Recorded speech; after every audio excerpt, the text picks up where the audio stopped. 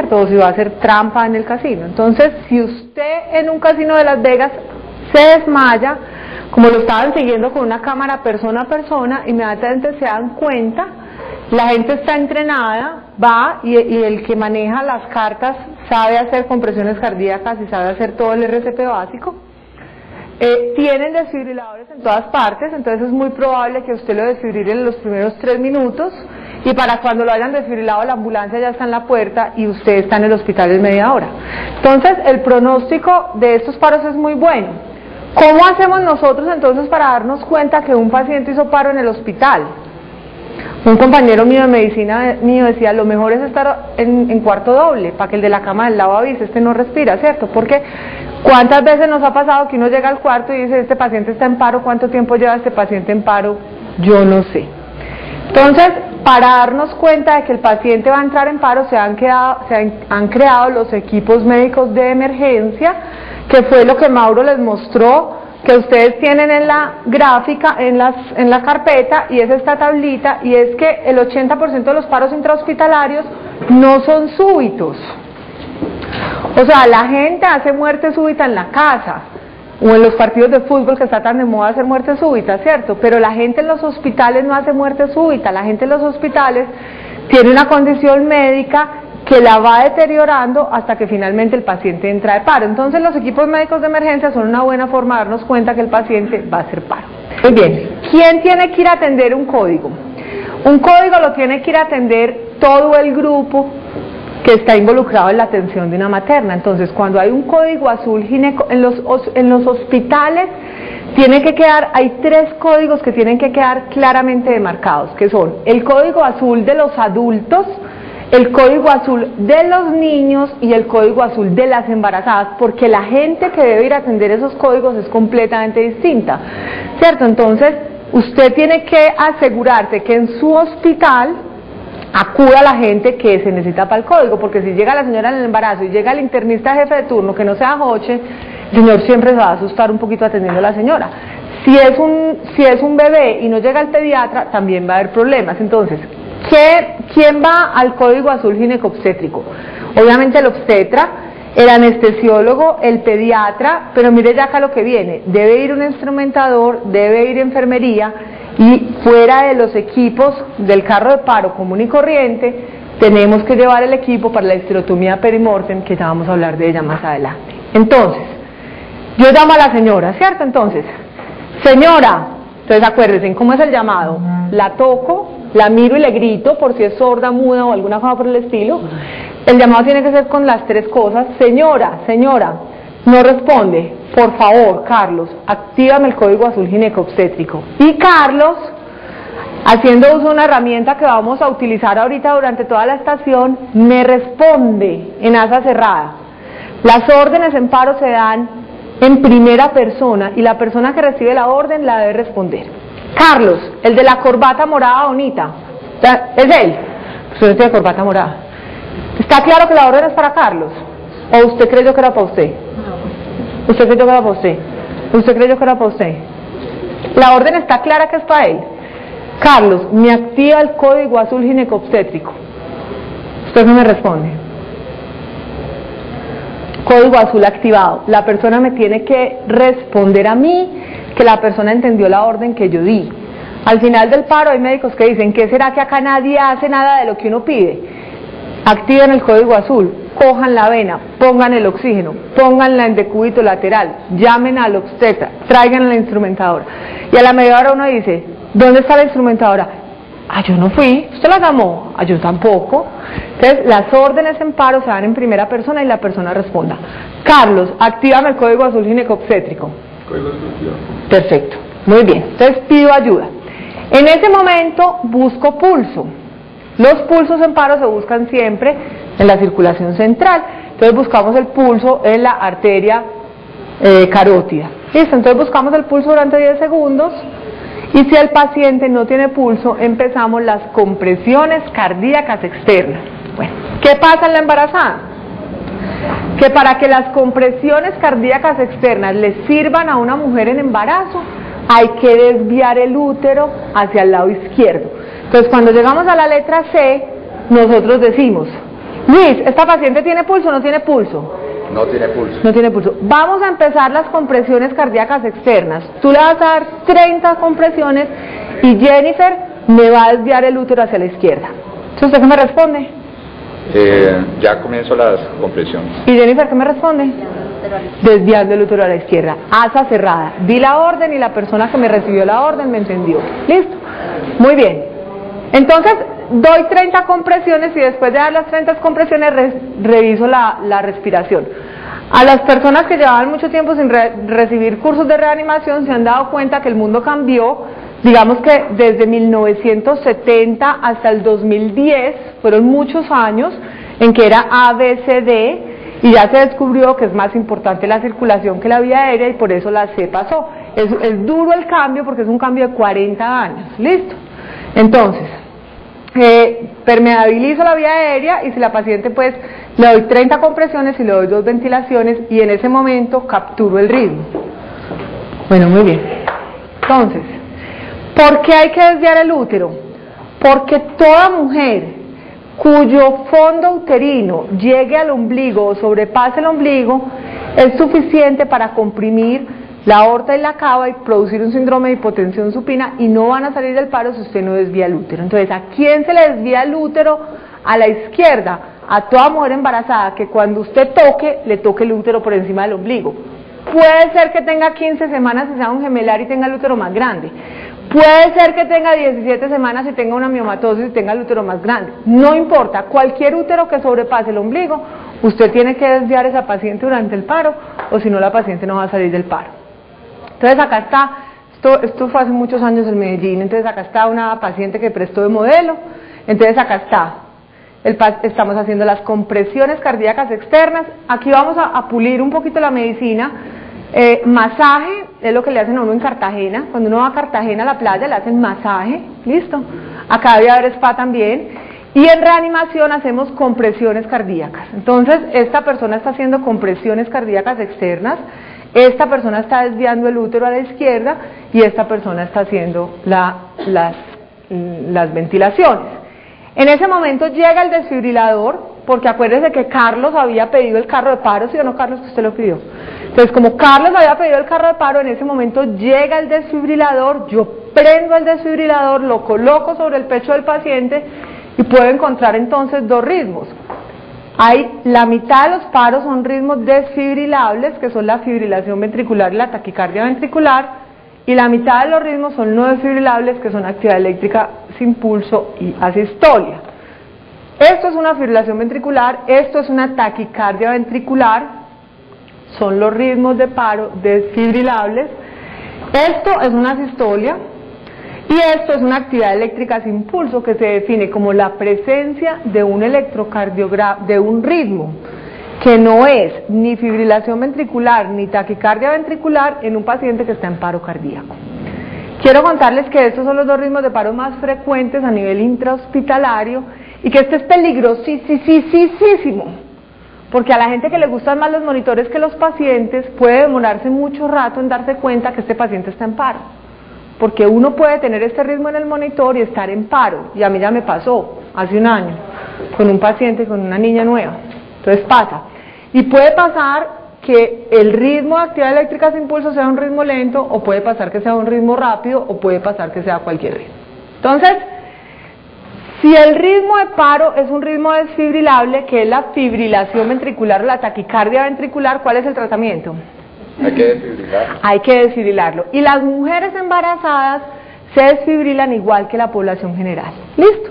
Entonces el doctor va a desfibrilar a la paciente. Vamos a aprender a desfibrilar la estación, los que no saben, a repasar los que ya saben. Se desfibrila con 360 julios si es un monofásico, o con 200 julios si es un bifásico, o con una energía menor si su aparato viene con una energía menor. Si el paciente tiene actividad eléctrica sin pulso, ¿se desfibrila, Jennifer? No. Si el paciente tiene asistolia, ¿se desfibrila, Claudia? Si el paciente tiene taquicardia ventricular, ¿se desfibrila? Si tiene asistolia, no. Si tiene actividad eléctrica sin pulso, no. Si tiene taquicardia ventricular, perfecto. ¿Listo? Entonces, siempre que tengan un paciente en paro, Yo más o menos podía hacer un análisis de cómo había sido el manejo del paro en la unidad de cuidado intensivo con hacerle esta pregunta al reanimado. Doctora, la llamo para llevarle un paciente de paro. Ah, bueno, ¿qué paro tenía? ¿Un paro? ¿Qué tipo de paro? Paro cardiorrespiratorio.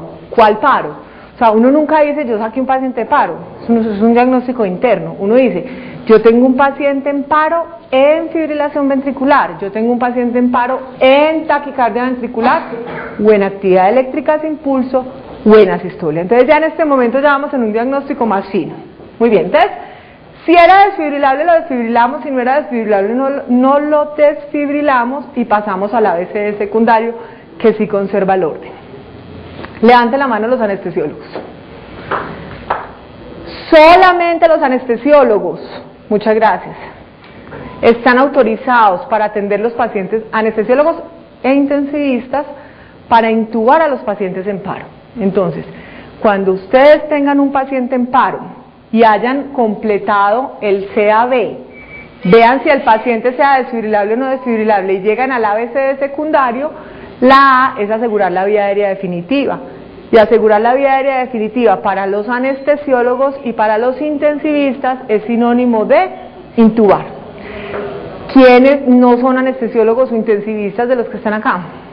Entonces, para todos ustedes no deben intubar, porque se ha visto que el tiempo que se gastan más la falta de entrenamiento para intubar hace que se gasten el tiempo de la reanimación intentando intubar, no lo logren, dejen de hacer otras cosas que sí le pueden salvar la vida al paciente e incluso puedan hacer iatrogenia por intubaciones fallidas. Entonces, las personas que no son anestesiólogos tienen varias opciones que vamos a ver ahorita en la estación. Una, quedarse con el AMBU. Si usted es un obstetra, si usted es un médico de planta de la clínica, el paciente está en paro, usted sigue con el AMBU y sigue con 32. Si usted sabe poner una máscara de laringia, pone la máscara de laringia, nos pueden decir en el quirófano. Cada rato cuando llega una persona de otra especialización, doctora, ¿me deja poner una máscara de laringia? Claro, aprovechen los pacientes aliviados, eso es súper fácil de poner. La B tiene 3 posiciones, que es confirmar la posición de lo que puso. Si está con el AMBU, fíjese que el AMBU se esté ventilando. Si lo intubó, fíjese que el tubo esté bien puesto. O la máscara laringia, hay que pegarlo y hay que ponerle oxígeno. ¿Cuánto rato llevamos en paro con el AMBU?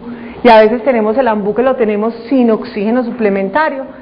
En el ABCD secundario hay que asegurarnos que el AMBU esté conectado a una fuente de oxígeno a 10 litros por minuto.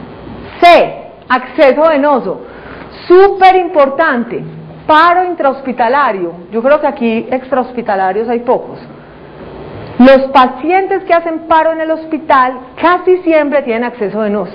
Entonces hay un protocolo para el manejo del acceso venoso del paciente en paro intrahospitalario. 1. La causa del paro pueden ser los líquidos. Usted no sabe todavía qué le pasó a esa señora, ¿cierto? Entonces usted no sabe si tiene una anafilaxia. Usted no sabe si hubo un error de medicamentos. Los errores de medicamentos son una de las causas más frecuentes de paro en los lugares donde la gente se revisa sus errores, ¿cierto? Entonces usted coge la vena que tiene la paciente, quita los líquidos, los guarda, porque puede ser como en CSI, ¿cierto? Ahí puede estar la causa del paro, hay que ver qué fue lo que pasó. Y pone una solución de cristaloides, sea solución salina o Ringer, limpia, para continuar la reanimación. Si el paciente tiene un ritmo no desfibrilable, o sea, actividad eléctrica sin pulso o asistolia, es recomendable pasar un bolo de líquidos de 250 centímetros porque la hipovolemia es una causa frecuente de actividad eléctrica sin pulso, entonces se recomienda dar ahí una carguita. En ese momento pongo los electrodos, porque hasta donde íbamos solo habíamos puesto las palas y empiezo los medicamentos. ¿Cuál es el medicamento para todos los ritmos de paro? Adrenalina. Entonces, adrenalina, 1 miligramo intravenosos, cada 3 a 5 minutos, seguido de 20 centímetros de solución salina, y en ese momento empiezo a preguntarle a la paciente qué le pasó. Pero si yo le pregunto a esa paciente que está en paro, imagínense que ella es la paciente que está en paro, señora, no responde, ¿cierto? Germán, actívame el código azul ginecobstétrico. Código azul activado. ¿Qué haces tú? ¿Qué sigue? No tiene pulso. Compresiones. Compresiones cardíacas, 30. Y para que las compresiones le sirvan a una embarazada, ¿qué hago? Desvío el útero. ¿Y qué hago después, doctor? Permeabilizo la vía aérea. ¿Y qué hago después? Doy las 2 ventilaciones. ¿Y qué hago después? Capturo el ritmo para colocar las palas. ¿Tiene una fibrilación ventricular? ¿Qué hago? Desfibrilo. Muy bien. Descarga con 360. ¿Qué hago después? Ciclos de 30 por 2. Muy bien. Y ya pasamos al ABCD secundario. ¿Qué le hace usted en el ABCD secundario? ¿Qué hace? Anestesiólogo. Él lo intuba, ¿cierto? Él lo intuba. ¿Y usted qué hace en el ABCD secundario? Con el AMBU. Sigo con el AMBU. Muy bien. Listo. Entonces lo intuba. Está intubado. ¿Qué hace en la B? En la B, sí. asegurar que el tubo esté fijo, que tengamos el oxígeno conectado. Entonces compruebo la posición del tubo, fijo el tubo y pongo oxígeno, que ya los dijo las 3. Muy bien. Paso a la C. ¿Cuál es la C? Listo. Tiene las venas cogidas. ¿Qué hago con la vena cogida entonces? Inicio de adrenalina. Retiro los líquidos, pongo una bolsa de líquidos limpios, inicio de adrenalina. ¿Cuál es la dosis de adrenalina? 1 miligramo cada 3 a 5 1 miligramo cada 3 a 5 minutos y conecto los electrodos. Entonces en ese momento yo me acerco donde la paciente que se llama Claudia y le digo, Claudia, ¿has estado sangrando? Y ella me dice, sí, más o menos he estado sangrando en los últimos días. ¿Tú eres diabética? La paciente está en paro, ¿cierto? O sea, ¿uno cómo hace para hacer los diagnósticos diferenciales de un paciente en paro? ¿Cómo le pregunto a un paciente en paro? Los anestesiólogos cada rato intubando pueden hacer el diagnóstico. Acuérdense en esa intubación del paciente exsangue que uno mete el laringoscopio subblanco. Entonces uno le dice al obstetra, yo intubé a esa paciente está exsangue, las mucosas están absolutamente pálidas.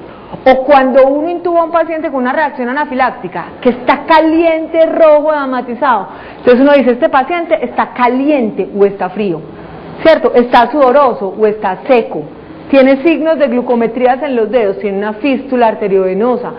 ¿Cómo le pregunto yo los diagnósticos? Estamos en obstetricia, ¿cierto? Pues obviamente tengo que quitar la ropa, hacer un tacto, mirar el sangrado. Entonces los diagnósticos diferenciales se hacen con un examen físico localizado. Bueno, esto es un poquito para verificar la ventilación. Error garrafal, hiperventilar a los pacientes en paro. Hay un estudio en animales que es mi estudio favorito. Y es, usted puede hacer una reanimación perfecta, si usted hiperventila al animalito en paro, pues del experimento, nunca sale de paro. Entonces hay que ventilar al paciente con una frecuencia de cada 6 a 8 segundos una vez el paciente esté intubado. Si usted no es capaz de garantizar un acceso venoso, hay que irse rápido a un acceso intraóseo, y en maternidad los accesos intraóseos deben ser en la extremidad superior, que se trabajan en húmero. Entonces usted trata de coger una vena, y si usted no es capaz de coger una vena, alguna vez unas guías de reanimación de 1996 se atrevieron a poner el límite, dijeron 3 intentos 90 segundos, eso después lo quitaron, pero es muy útil para que uno después tenga una idea de qué es mucho tiempo, qué es poco tiempo. Usted en un paro ginecobstétrico sin acceso venoso está en problemas, porque generalmente son hemorrágicos o son sépticos que usted necesita acceso venoso. Entonces, usted se tiene que ir a ponerle una vía intraósea rápidamente. Bueno, esto ya lo vimos todo. Si usted, la paciente, le hizo paro y ya tenía una línea arterial, las compresiones cardíacas se dan. Esto es un dato muy bonito para los anestesiólogos. Usted dice que las compresiones cardíacas están bien hechas si el capnógrafo sube sobre 10 o si la diastólica sube sobre 20. Hay unas indicaciones absolutas de masaje de compresiones cardíacas internas que de Cartagena, pero he mejorado, ya voy como el 95%. Hay pacientes en los que las compresiones cardíacas externas, en vez de mejorar el pronóstico, lo empeoran. Todos los paros cardíacos, porque el paciente tenga algo que le aumente la presión intratorácica, como un taponamiento cardíaco, como un neumotórax a tensión. Los pacientes con lesiones estenóticas no se mejoran con las compresiones cardíacas externas, y en los hospitales de nosotros, que son de tercer nivel, hay que hacer compresión cardíaca interna. Fármacos de la circulación en los pacientes en paro, embarazadas, son todos los mismos, y acá ya completamos el algoritmo, donde el capítulo 10, en todo el libro le dicen, las causas diferenciales son las 5H y las 5T. En el capítulo de maternidad le dicen, las causas diferenciales son el Beauchops. Yo las voy a decir más fácil, las causas diferenciales es este curso. Cuando tengan una paciente en paro, ustedes van a decir, esta señora está embarazada, está en paro, ¿será enfermedad cardíaca? ¿Será enfermedad valvular? ¿Será sepsis? ¿Será complicaciones anestésicas? Y este es el resumen de la American Heart, que yo se lo saqué ahí más bonito. Pero entonces les cuento lo siguiente. Mientras usted se dio cuenta que la señora estaba en embarazo, activó el código, empezó las compresiones cardíacas externas con las ventilaciones y desviación del útero, lo desfibriló y le hizo todo el ACLS, habrán pasado 4 minutos. Entonces, usted a los 4 minutos de dar una reanimación de manera excelente, si la paciente no ha salido del paro, o sea, no tiene retorno de la circulación espontánea, usted tiene que hacer en todas las pacientes cuya altura uterina sea mayor de 20 centímetros una histerotomía perimortem, porque hay que sacar ese bebé para liberar la compresión abdominal y hacer que la mamá salga del paro. O sea, la histerotomía perimortem se hace para salvar la vida a la mamá y además mejora los pronósticos del bienestar fetal. Bueno, entonces, esto que nosotros estamos diciendo, sabemos si está, o sea, la literatura ha demostrado que sí sirve hacer la histerotomía perimortem. Entonces, en este resumen de casos, porque todo esto son casos en los que se hace histerotomía perimortem, se ha visto que tanto el resultado para la madre como para los bebés es muchísimo mejor. Bueno, este es el resumen final entonces, que lo vamos a trabajar ahorita durante la estación, donde lo que hacemos de BLS, de ACLS, siempre estamos pensando en los diagnósticos diferenciales, pero mientras vamos haciendo todo esto, tenemos que asegurarnos que al minuto 4 el obstetra esté incidiendo la piel. Esta es una revisión que presentó Vasco sobre las causas de muerte en Colombia, igual que la literatura, las pacientes en Colombia se mueren de lo mismo. La toxicidad por los anestésicos locales es una causa especial en obstetricia porque usamos mucha anestesia epidural y en la anestesia epidural se usan grandes volúmenes de anestésico local y las pacientes pueden hacer paro por eso. Hasta hace poquito la única opción de las pacientes con toxicidad por anestésicos locales que hacían paro era llevarlas a circulación extracorpórea. En la Clínica Colombia donde yo trabajo, el quirófano de cirugía cardiovascular y el de obstetricia quedan puerta con puerta. Pero ni siquiera en una institución como la nuestra, que tiene esa mezcla rara de tener las cesáreas al lado de la cirugía cardiovascular, lograríamos tener una máquina de circulación extracorpórea montada para poder meter a la señora a circulación extracorpórea en el momento que la señora haga paro. Entonces aparece la opción de los lípidos compiten con la unión del anestésico local. Entonces el anestésico local, en vez de irse a unir a las células del corazón, va y se une a los líquidos. Y existen muchos protocolos de lípidos porque esto es una cosa nueva, entonces cada hospital tiene su protocolo de lípidos. Yo, como siempre, traigo el que más me gusta, que es el más fácil. Entonces el más fácil es que la botella de lípidos, hay 2 presentaciones, hay una botella de 250 y hay otra botella que tiene 400 centímetros. Entonces usted tiene que tener esa botella que vale 50.000 pesos, que yo no vendo, que dura 2 años y que no necesita nevera en el carro de paro de su servicio, porque es una competencia por la unión del anestésico local. Si usted no logra que eso se lo pongan ahí mismo, pierde el efecto. Entonces le pone un bolo de 100 mililitros en jeringa, se lo pone, o sea, le dice a la enfermera o al que le esté ayudando, sáquese en una jeringa de 50 y 50 y le pone el bolo y después pone el resto del frasco a 999 en infusión continua, sin exceder de 1000 mililitros. Hay quienes han puesto muchísimo más.